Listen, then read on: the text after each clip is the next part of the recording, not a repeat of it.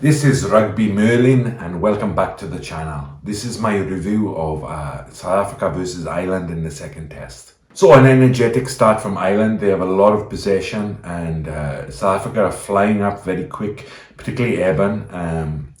Straight away, Moster splits his head, blood everywhere, and he has to be patched up. Then Willie Leroux gets a HIA, and after that, Eben, I don't know what happened, what kind of cut he had, but he goes off to get stitched up because he's absolutely covered in blood.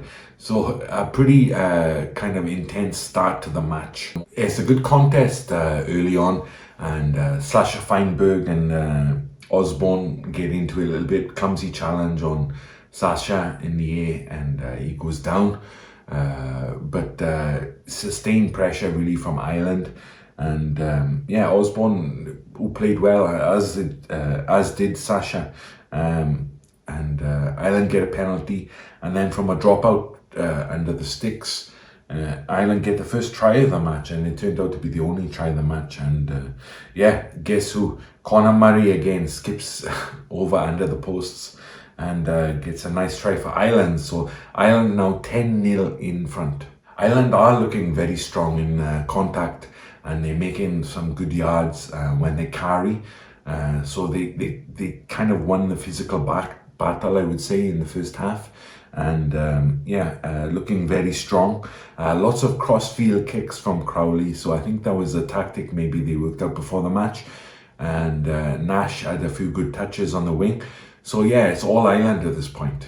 South Africa do get back into the match, and mistake from Lowe.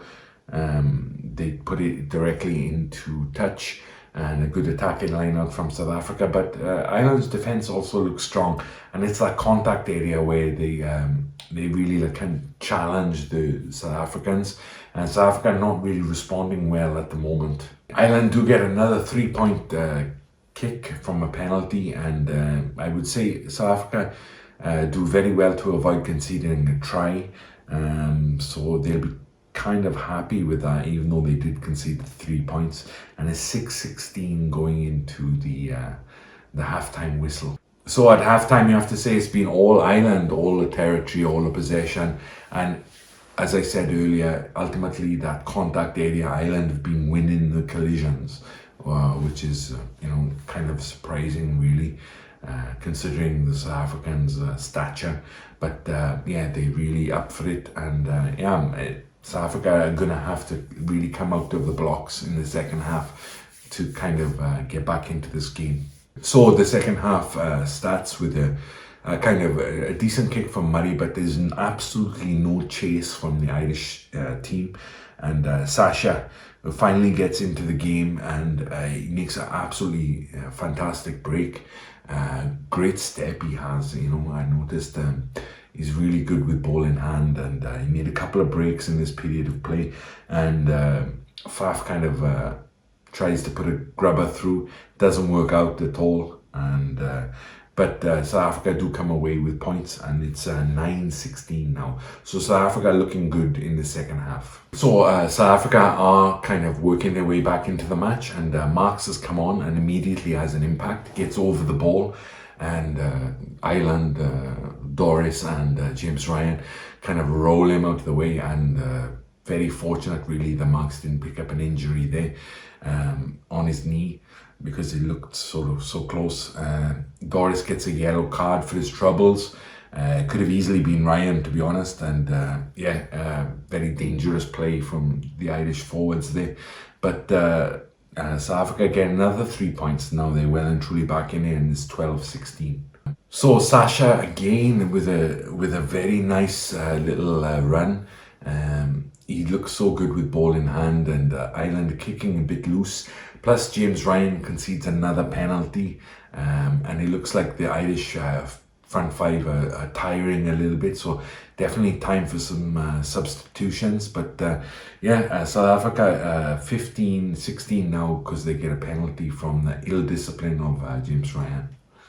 Osborne takes a high ball, and he was absolutely fantastic under the high ball. like Hugo Keenan maybe has lost his place in the Irish side, because Osborne was very good, but he takes a high ball and gets absolutely smashed by someone. At the time I thought it was Peter Steph Toy, who had nicknamed actually PTSD, because that's what you get after being tackled by him. But I think it was Ox actually who had a fantastic game and was named man of the match. But South Africa get another penalty, and now they go into the lead for the first time in the match, and it's 18-16. Doris is back on and Omani is on too, but Doris retains the captaincy. Against the run of play somewhat, Crowley does get a penalty kick over, and Ireland now back into the lead, and this would continue really for the rest of the match, just swapping the lead back and forth. It's 18-19. Now with South Africa in the lead, Pollard having got another penalty kick to put South Africa back in front with 21-19. There's a fantastic play from Grant Williams, who's come on for Faf, puts it onto his left foot, amazing kick, plenty of yardage. Osborne does field it, but Grant Williams chases his own kick.